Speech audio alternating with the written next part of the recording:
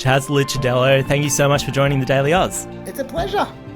So Chas, let's start with the trial. This is the first criminal trial of a former US president, and it relates to hush money payments he allegedly made to a porn star, Stormy Daniels, in the lead up to the 2016 presidential election.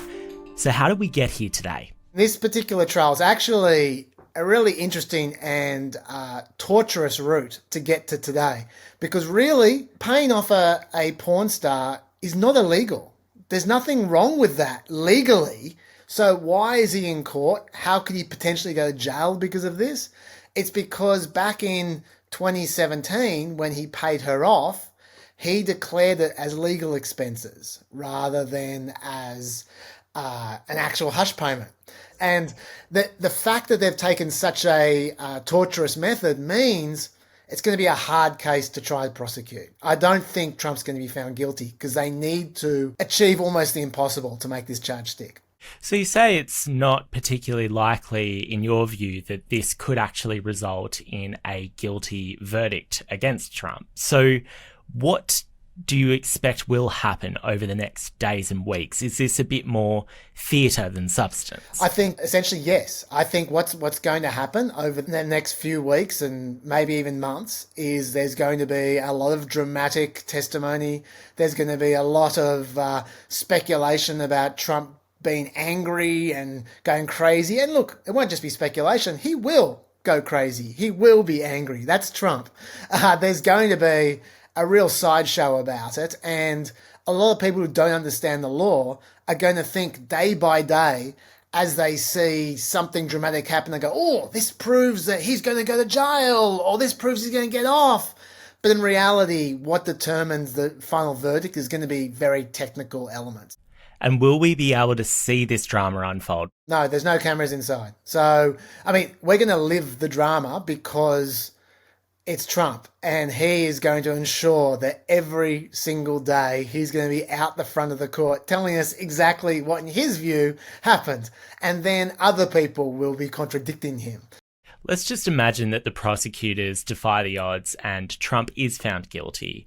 Could he end up in jail from this trial? Absolutely. If he's found guilty, he's in a lot of trouble as far as potential jail time. It's possible that the jury would be concerned about the technical nature of the charge, and so that they might not stick him with jail time. But it's on the cards, that's for sure. Certainly the maximum sentence for many of his charges is jail time. So yes, he could go to jail. And he's the presumptive nominee for the Republican Party for the presidential election later this year.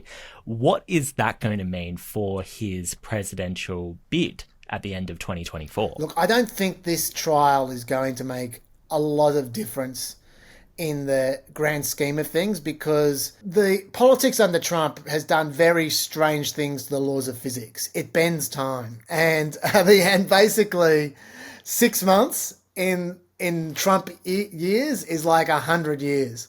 So even though right now, and during this trial, people will constantly say, oh my God, this is going to make huge difference to the election. How many times have we heard that over the last, even just the last 2 years, about, the election's won or lost because of that, and then 2 weeks later everyone's forgotten that particular event ever happened. And I expect this will be exactly the same. Unless he goes to jail, which, as you were right to point out, is actually a possibility. Unless he goes to jail, I can't see this affecting the election in any massive way. But if he does go to jail, that could affect his candidacy. Oh, yes. Yes, it'll be hard for him to campaign effectively from jail. And so there have been what feels like plenty of cases against Trump recently, and this is the first criminal trial. So can you just quickly explain what the difference between this trial and some of his other lawsuits are? That's a great question. Before now, it's been in civil trials rather than criminal trials. And the difference between a civil trial and a criminal trial, apart from the fact that in criminal trials you can potentially go to jail, whereas in civil trials you can't go to jail, is number one, the standard of proof is very, very different. Like, you need to prove beyond a reasonable doubt that that he has committed these crimes. Whereas with civil trials, it's about the balance of probabilities. What's more likely? And what that means is when you get found guilty in a criminal trial, you are found guilty. Whereas what happened in a civil trial, they can't say he's been found guilty of anything. So what are some of the other big lawsuits against Trump that we should be keeping an eye on? I think the worst has happened to Trump as far as civil trials goes now, with the $400+ million fine in New York. That's as bad as it gets in a civil trial. The criminal trials now are what matter. And in particular, a lot of people focus on the January 6th trial, the January 6th criminal trial. That's the most famous one. The January 6th trial, I don't think is one to watch out for so much because it won't happen before the election. Another one, which I think won't happen before the election, which is actually the one which he's in most trouble with, is the documents case in Florida. This is the one where he was found with all these classified documents in his toilet, on a stage, locked in just boxes all over the place. And it wasn't so much that he was found with the documents that was the problem. Biden was also found with a bunch of classified documents. He's not been charged. The difference is that Trump then obstructed justice. When they discovered those documents, Trump did whatever he could to not give them back and to hide them and to lie to the FBI about having them and to get his people to try to destroy evidence of on videotape of him hiding the documents. So that's a pretty big deal. Like when you're going out of your way to obstruct justice to try and cover up a crime, that's really bad in America. And of all the trials out there, if that one goes to court, not only is he going to be found guilty, and he will go to jail. I'll tell you that right now. If that happens, he is going to jail. Now, the reason why I say if that happens is because that has a 100% chance of not being before the election. And if Trump wins the election, he is going to make sure that never gets to court.